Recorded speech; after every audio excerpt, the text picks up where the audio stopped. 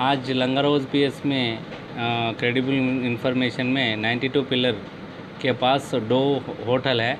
उसमें cricket betting का चल रहा, ऑनलाइन क्रिकेट बेटिंग का गेम चल रहा बोल के हमारा को इन्फॉर्मेशन है। वो इन्फॉर्मेशन में हमारा लंगरौज एसआई नरेंद्र साहब एंड हमारा टीम उधर जाके सर्च करे तो पूरा वो लोग ऑनलाइन बेटिंग खेल रहा था।